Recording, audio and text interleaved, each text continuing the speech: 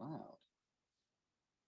Okay, so let's see if there's any response. So we got 7 responses. Let's see. And you can keep typing responses as I show them. Can I get the stimulus check? Well, if you earn under $75,000 a year, yeah, you should get a stimulus check. Unless if your parents claim you as a dependent, they might get a check on your behalf.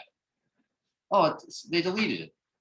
Does good weather affect the demand of fuel? Absolutely, yeah. So one of the reasons gas prices are rising right now, gas prices always rise in the summertime because there's upward pressure on demand.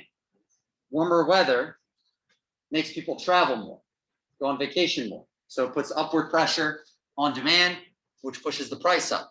The other reason is that the formula for gasoline is actually regulated to change a little in the summertime to fit certain emission standards. And so it's actually more expensive to provide gasoline during the summer as well. How will this affect the UK's economy? Man, I do not know. I don't follow any of that stuff. I don't know anything about the royal family. Well, I do. I know that I think they should be abolished. Anyway, with America opening up, do you feel like there will be a lot of shortages? Well, shortages, right? We know that shortages only happen when prices are too low, right? So I don't think, shortages, I don't see any shortages happening anytime soon. I mean, it would depend on what kind of market. There's so many things, right? Is there an easier way to explain elasticity and inelasticity? So remember, it's a spectrum. The easiest way to understand inelastic just means that some percent change in price causes a smaller percent change in quantity. If something's elastic, a percent change in price causes a bigger percent change in quantity than whatever the percent change in price was. Do you think stimulus checks are going to cause hyperinflation? So hyperinflation will never happen in the United States. Hyperinflation only happens when economies that are not advised by real economists start like printing like $1 million bills and stuff. Stimulus checks. So at this point, because we're in a recovery, the stimulus checks now are going to cause more inflation than they did last year. Because this is actually kind of an advanced topic for like a macro class, but these stimulus checks will probably not cause a ton of inflation, but they will cause more inflation than they did last time because output was way below its potential level. The closer you are to potential output as an economy, the more stimulus will cause inflation. Since we're closer to potential output now than we were a year ago, these stimulus checks will cause more inflation than the previous ones. How is my day going? Pretty well. I can't complain. I'm happy to see all you here. The weather's getting nicer, so it's easier for me to get out of bed. My girlfriend's coming back from a week-long ski trip, so I get to see her tonight, so that's good. So I'm having a pretty good day. Is there ever going to be a time when the U.S. even tries to start paying off its national debt? Man, I don't know. Who's gonna collect on that? The thing is, most of the United States' national debt is actually owed to itself. That's something you can look into on your own. I don't want to spend too much time talking about it, but the national debt, a lot of it is actually owed between various governmental agencies. There's this myth that China owns most of our debt. China owns 5 to 10% of our debt. It's a very small amount. At least half of our debt, as far as I'm aware, is within our government, owed between different government agencies. Will the added inflation and already falling stocks create the Great Depression Part 2 and the election? Probably not, no. We're in a recovery. I mean, falling stocks fell yesterday and they're up today. So, I mean, probably not. I think the recovery will I'm optimistic about the pandemic recovery. That's my opinion. Okay, anyway, how do I feel about a $15 minimum wage? Shoot, that's a political opinion, so I gotta try to hide my political views. Let me say that the last time the current minimum wage is $7.25 federally. If it were indexed to inflation, it would be $22.50, I think. Raising the minimum wage would be hard on small businesses, but not hard on big businesses like Walmart and Amazon. Main idea. So if we're going to raise the minimum wage, we just got to be careful because the mom and pop shops might have some trouble. Walmart can easily eat the cost. Okay. Cool. Wow, that was nice. In my 8:30 class, nobody had any questions, so that was good. Cool. Okay, so let's talk about this. So let's get into it. True or false? Goods tend to be more elastic in the long run.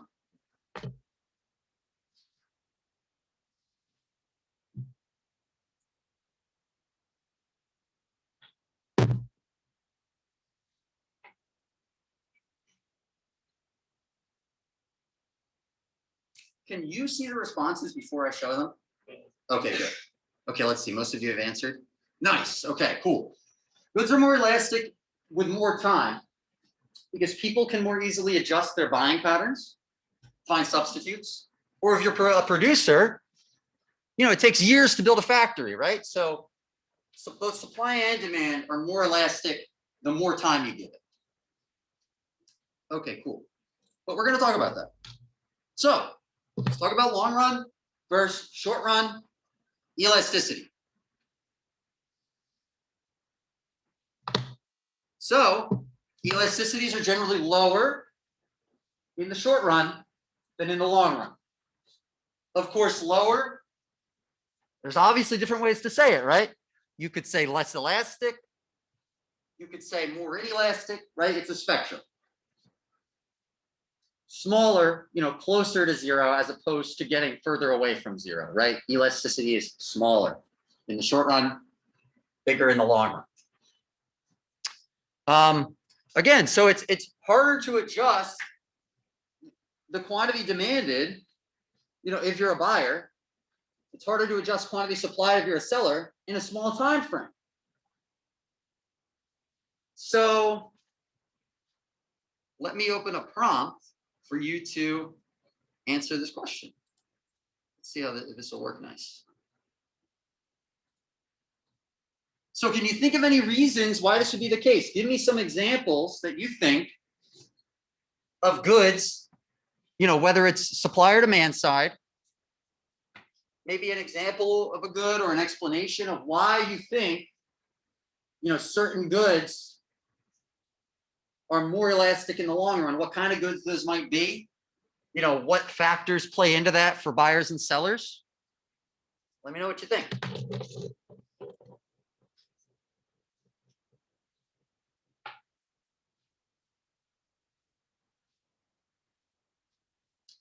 Does anybody make their own cold brew at home? It's really life-changing. Oh, dude, it's so good. I've never been one for anything other than just black coffee. Interesting. Have you tried black cold brew? I've not, because I didn't know that was a thing. Just cold brew without cream in it. Why would it? Interesting. Like, what is this cold brew? Cold brew is when you let coffee grounds sit in water for 12 to 24 hours. Interesting. And then you filter it out. And so they have little baskets. They have like things that make it. And I used to be buying like $15 a pound coarse ground coffee, but I realized you can just buy a big thing of Folgers, like fine ground, the stuff that's normally for like the drip coffee machines. And if you have a good filter, no difference. It's so much cheaper. This is like, cost me like literally like 30 cents to make this. Whereas this, and it tastes just as good as Starbucks, would have cost $5. There you go. Now you're thinking like an economist. All right.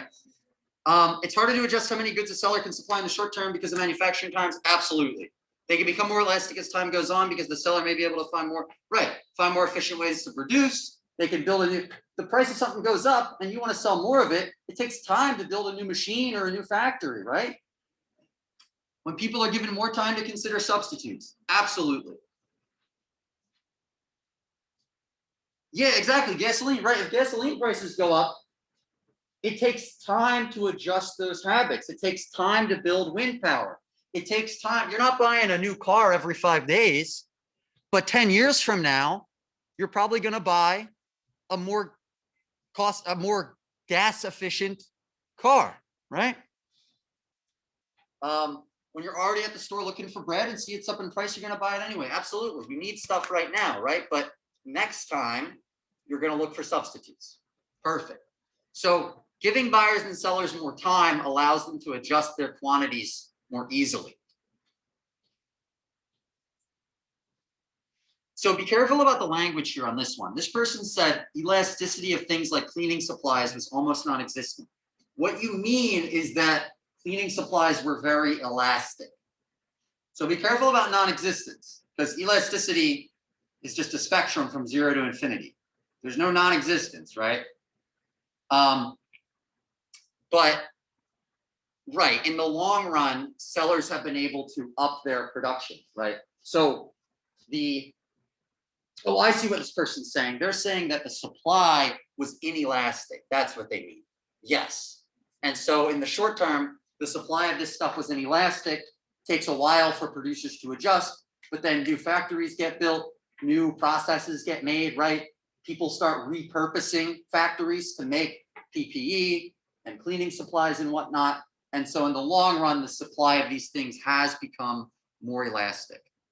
Great. Great. This is all really good, folks. Nice. Okay, let's keep going. So, time to draw. Try drawing an elastic curve, not perfectly inelastic or elastic. Don't draw me any perfectly horizontal or vertical lines. I want to see something that's relatively elastic and then something that's relatively inelastic. And do me a favor and put a D or an S on it so I know that you know whether it's a demand or a supply curve, right? Because demand curves slope a certain way, supply curves slope a different way.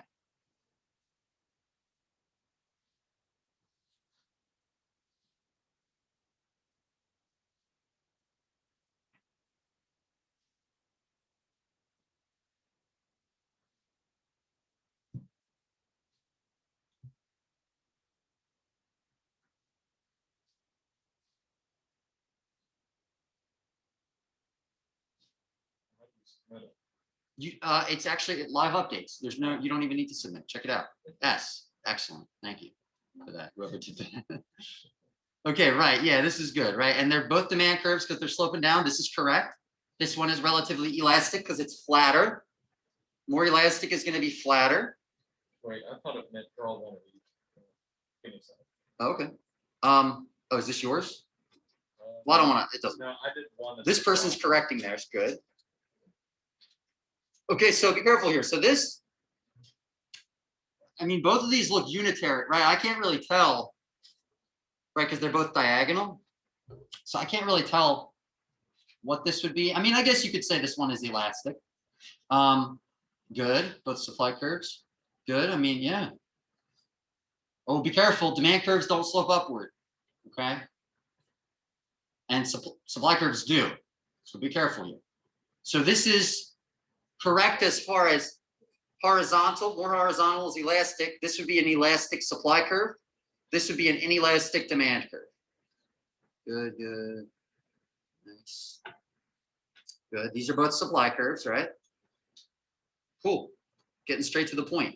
Very efficient. I like it. That's it. Good. Okay, sure. Yeah, this one is definitely less elastic than this one, so that's good. Cool. Okay, nice. Everybody, so that's the general idea, right? Remember, demand curves slope down, supply curves slope up, but more elastic is going to be a flatter curve.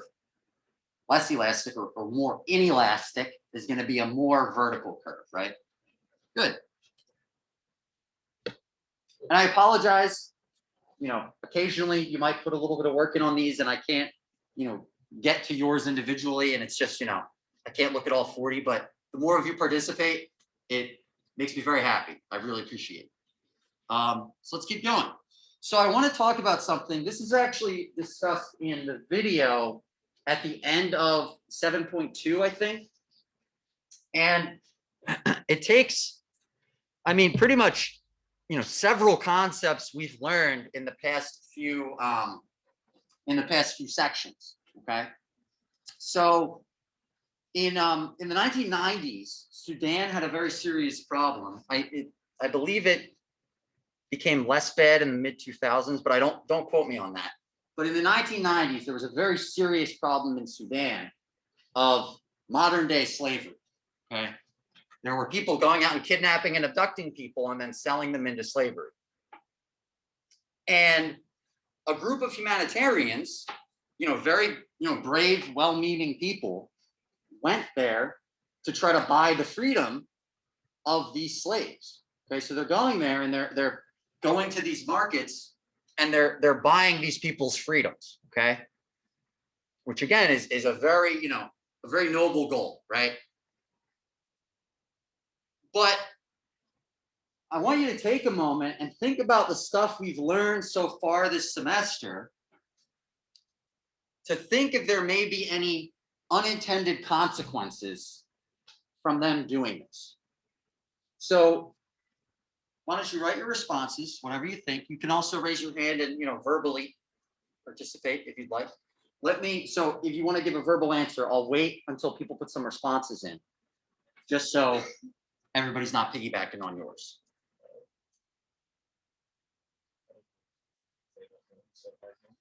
So what do you think happened? Slave traders were probably more incentivized to go capture more people. Yeah, exactly. And so let's check it out. So let's see what the responses say. Exactly. You're basically, and what happened was they basically incentivized these very bad people, right? They shifted the demand curve to the right. And that incentivized, more of what they were doing, right? You're paying them, right? You're just rewarding the behavior, basically. Exactly. So everybody, you're hitting the nail on the head here. So this exactly, it shifted the demand curve to the right and incentivized further capture of people. Exactly. Yep. That hits the nail on the head. And so we would imagine that demand shifts right, which pushes the price up. And we know that the higher price is going to incentivize a higher quantity supply. Okay. So we get a higher equilibrium price and quantity. So what they've done, as as well-meaning and noble and brave as what they were doing was, they've essentially just made the good, which is kidnapped people, a higher priced commodity and a more supplied thing, right? And that's bad. Yes. Wouldn't that mean like they would be willing to people say pay more now for the slaves? You're saying that the other buyers would be less. Just the price is going up, like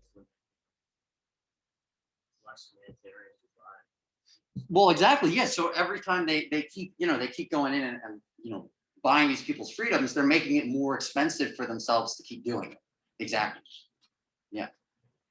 And so again, what literally happened historically is these kidnappers, these slave traders went and started abducting more people, right? So now, thinking more specifically to our current module, are there any circumstances where these unintended consequences might be lessened or might be, less bad? So think about our current topics, right? We're on the module we're on has to do with something that starts with E, right? Or maybe something that starts with I, if you think of it that way. What kind of conditions, if these conditions were in place, maybe the unintended consequences would not be as bad. Maybe the quantity supplied would not increase as much as it did.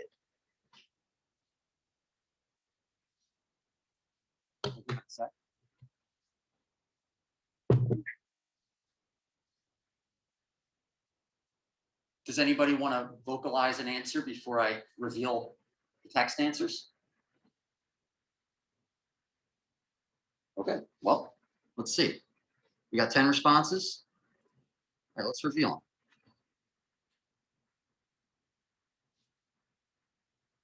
If something is inelastic, there would be less unintended consequences. Exactly. So this one kind of hits the nail on the head right here. Oh, whoa, what does that do? I don't even know. This one hits the nail on the head, right? If the supply were inelastic, then the unintended consequences would not be as serious. Because despite the demand increase, there would be a much smaller increase in quantity supplied. So in this case, the unintended consequences of what they did are quite literally a function of the elasticity. The more elastic the supply, the more negative of an effect they would have caused. If supply was very inelastic, then they would not have caused a very negative effect. Maybe even theoretically, if the supply were relatively inelastic, maybe they'd end up freeing more people than end up getting, abducted, right? Does that work all the time that something is less inelastic, there's less unintended consequences? Well, it would depend on the circumstance. So we're talking about a situation where they're trying to do something good by increasing the demand for this thing. So it would depend. So the inefficiencies caused by sales taxes are less serious for goods that are inelastic. And so from an economic perspective, the most efficient tax is the one on the perfectly inelastic good. But that would mean you're taxing stuff like insulin, which would be which would be considered very, we don't want that, right? And so, that's where, kind of the differentiation comes, right? So sometimes, yes, if something is inelastic, the inefficiencies caused by whatever thing you're doing might be less bad, but don't take it as a rule. It's just in this case, that's what's happening. And so you can see, I wonder if it's an optical illusion that it looks like the demand shifts more on the left graph. I think they're supposed to be identical. But you can see, assuming these identical demand shifts, when it's elastic, quantity goes up a lot. When it's inelastic, quantity goes up very little. Okay, so that's what I'm trying to demonstrate. Any questions? Okay. Let me know how you're feeling.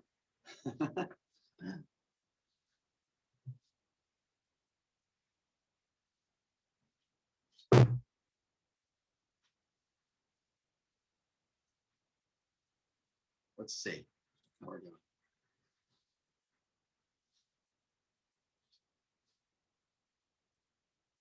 If you're one of the people who says you're a little confused, tell me what you're confused about, and I'll try to address it. Can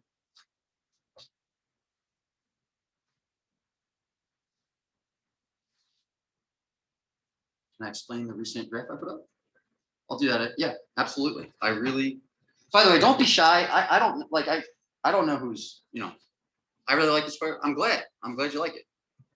A little more explanation on the graph. Sure. If that's the general theme. Absolutely. Absolutely.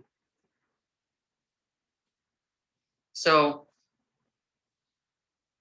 okay, the graph I just put up. In both of these graphs, we're increasing demand by the same amount. We know that increasing demand increases price. We also know from the law of supply that increased price incentivizes higher quantity supply.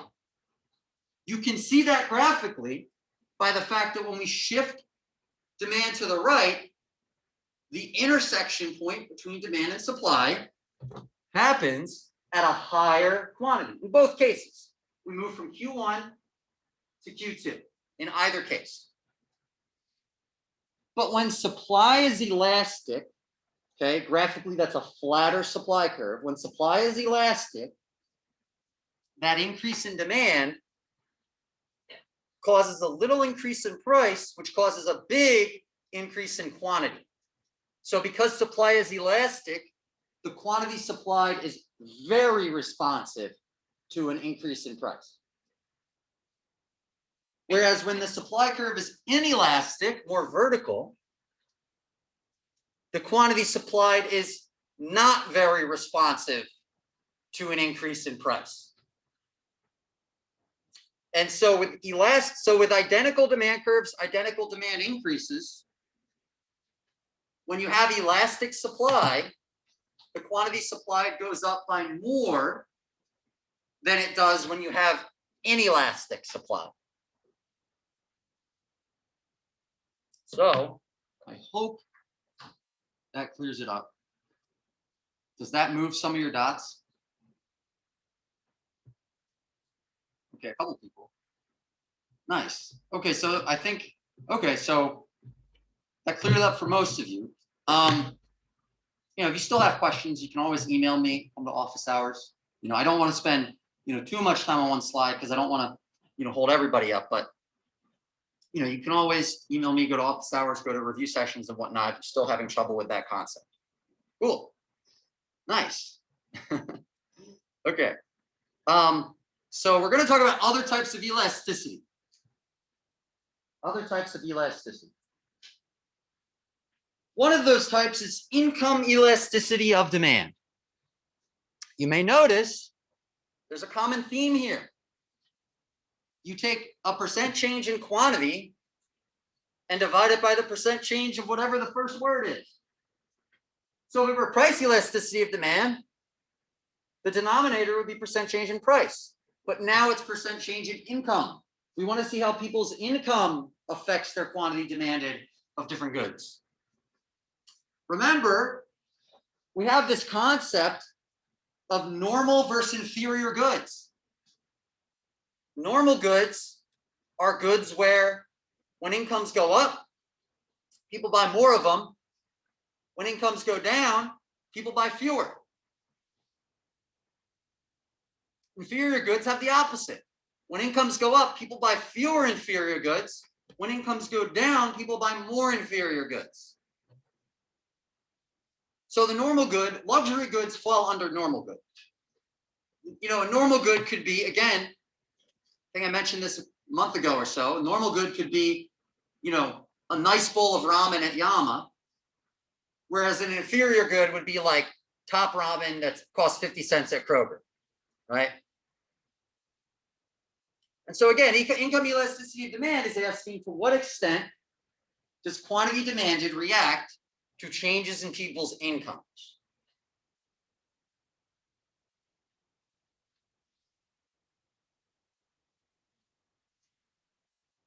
Unlike price elasticity of demand and price elasticity of supply, where we just compare it to one and see whether it's bigger or smaller than one, here the sign matters. We want to know what the sign is. Do we get a positive number when we calculate it, or do we get a negative number when we calculate it? And so if we get a positive number, that would mean that both percent changes move in the same direction. Either they both go down, negative divided by negative is positive, or they both go up, positive divided by positive is positive. So if you get a positive number for income elasticity of demand, we would say that good, well, I'm not going to say it yet because actually, I'll let you take this all in. I actually have a question on the next slide about it.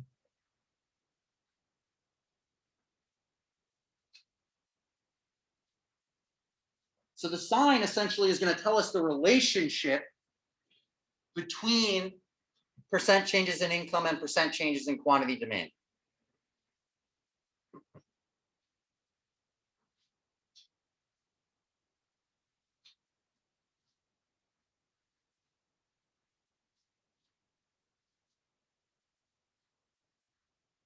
Okay, I will post these slides, okay, by tonight. So, okay, so again, a negative sign indicates that they move in opposite directions, right? Okay, so if you calculate income elasticity of demand and get a positive number, is the good normal or is it inferior?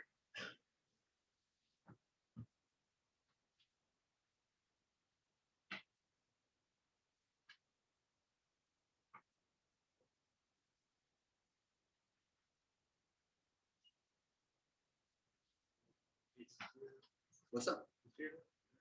Well, let's see. See what people think. So what does it mean that you get a positive number? It means that income and quantity demanded move in the same direction. So higher income would increase quantity demanded, lower income would decrease it. That's how you would get a positive number, right? If the signs on the top and bottom of the fraction are the same. Okay, this is correct. It is a normal good. Okay, if you calculate income elasticity of demand and get a positive number, that's a normal good. So another kind is cross price elasticity.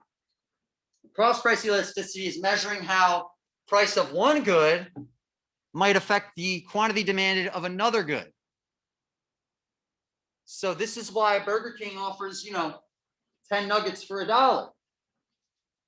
Because they know you're going to buy more soda. You're going to go in and buy a cheeseburger, right? A lot of people think that it can't be real chicken if they're selling them for $1.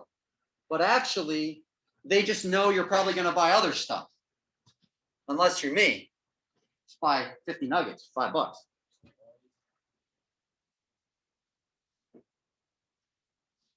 One time I did that and they ran out. Really? Yeah, my friends and I were just gonna have like a bunch of chicken nuggets. We were playing basketball way late. Nice. The only thing that was open was Burger King. Yeah. And so after about 120, they were like, we're out. Wow. Huh. Burger King near the rec center? No, it was in Charleston. Oh, gotcha. So again, the formula is very similar to what we've had before. Now, I don't have an embedded question for this. Can anybody tell me what concept they think this relates to from a previous chapter? How the price of one good affects the quantity demanded of another good? Yes. Exactly. Complements and substitutes. Complements and substitutes. So with this one, again, sign matters. We care about the sign. Because if you get a negative sign, price and quantity move in opposite directions. That means that the two goods are complements. Think about it. If the price of pizza goes up, people buy fewer pizza, people buy fewer cans of beer. Right? And again, to some extent, complements and substitutes can be subjective, but we could probably agree that, pizza and beer are typically complements. So price of pizza goes up, you get a positive number in that denominator. Quantity demanded for beer goes down, you get a negative number on top. Negative over positive gives you a negative number. They are complements. If you get a positive sign, they're substitutes. If the price of peanut butter goes up, people are going to buy more Nutella. So price of peanut butter moves in the same direction as quantity demanded for Nutella. Any questions? Okay, I'll let you all take that in if you're taking notes.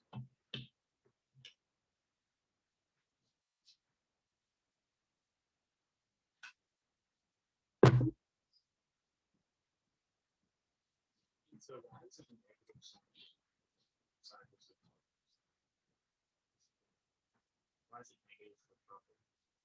Because if the price of a good goes up and that causes the quantity demanded of another good to go down, you would get a negative sign, right?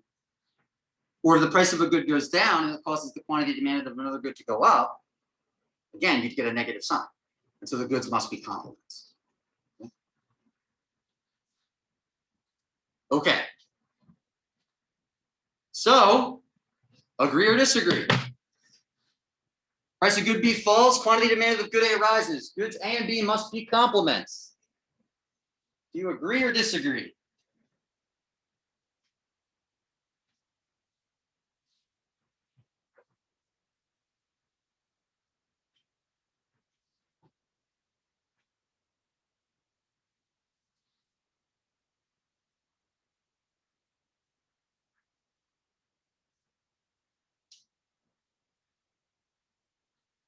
Interesting. Oh, herd mentality. So folks, you should agree, okay? Again, I'll give you another example. If the price of, somebody give me two goods that they think are compliments. You just shout them out. Peanut butter. Okay, peanut butter and jelly. If the price of peanut butter falls, we would expect people to buy more peanut butter, and so we'd expect them to buy more jelly. So the price of peanut butter falls, and the quantity demanded of jelly rises. They must be compliments. For some reason, people are switching back to disagree, even though, okay, as long as we're clear. So again, if the price of good B and the quantity demanded of good A move in opposite directions, they are complements. And your first instinct may be the opposite of that, because you complement has like a kind of like a positive connotation to it, right? But think it through. You got to think it through. So whenever you get stuck on this, think of two goods that you think are complements or substitutes, and think about how a price change of one would affect the quantity demanded of the other. If you think it through, like with peanut butter and jelly, it becomes clear that this is the case, right? See some heads nodding? Good. Okay. So what did you think of it? Let's see.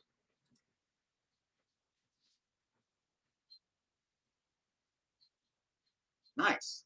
In my 8:30, I got one person who gave me a thumbs down. I don't know why, but I guess you can't please everybody. You can't please that person. Oh, no. Oh, guys, come on, you're killing me. I have another slide. Let's try this one. Did you find this lesson interesting and challenging?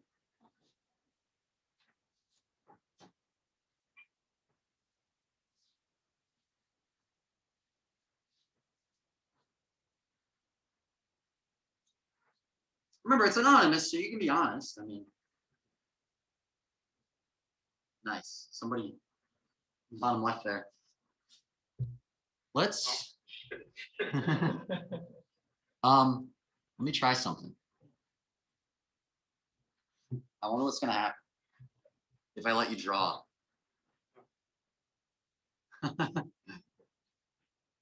This is kind of cool. I mean, do you like this? Should I keep doing the lessons like this? Yeah. Okay. Cool. Cool. I mean, it's. Yeah. It definitely like.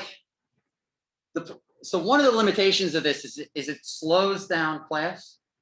So I can't cover as much material, but I've also. So okay. The cost of this is that I will not be able to end class like in 30 minutes like I often do. We're going to do the full 40 to 50. But at the same time, I think that with this is a lot more engaging. Yes. Here's an idea. We'll have like 2 regular, and then on Friday, do one of these. That way, this kind of sums up what we learned over the week. If you want, I mean, I could do this every lesson. I would you all prefer would you prefer like doing it like this once a week, or would you prefer I did this as much as possible? As much as possible? Yeah, as much as possible. I'll do it as much as possible. I'll probably do this because the thing is, nice. Oh, very cool. Ooh, wow, creative. I like that. Oh, nice. The Hidden Leaf Village from Naruto. Oh, wow. Yeah. Oh no, hard to interact and take notes. Okay, I understand that. Okay. How do you think I can improve that? It's hard to interact and take notes. That's understandable. Do you think I should slow down the rate at which I go through the slide? Like, how can we fix that? Any thoughts? Add a note section in the slides. So what would a note section in the slides be? What does that mean exactly?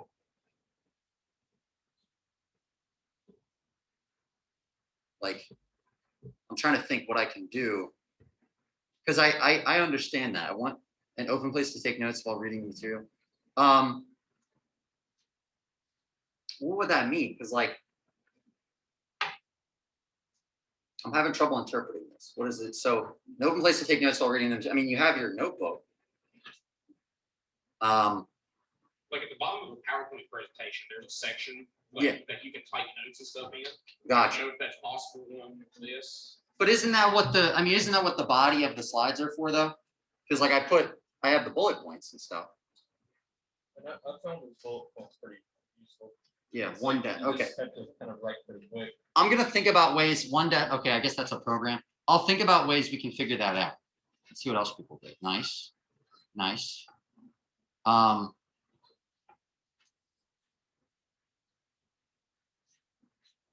It's hard to take notes. Yeah, let me, I'll try to, do you think if I just slowed down the presentation of like the text slides, like with the notes on them, that would make it easier to take notes? Give you more time to write stuff down? Is that, okay. Nice, nice, nice, nice. Wow, very nice. Thank you for that. Merry Christmas. Okay, folks, you're free to go. Thanks for coming. I'll see you all on what day is it? I'll see you on Friday.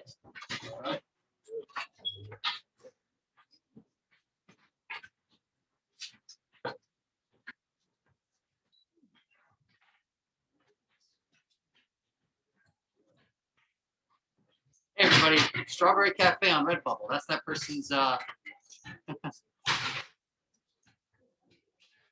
shirts.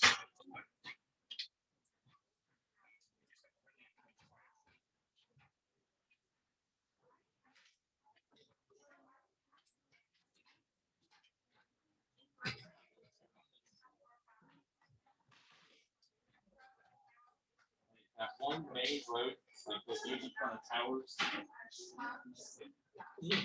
Have a good one. Bye-bye. If you're watching this recording, this is what you're missing out on by staying home. All right.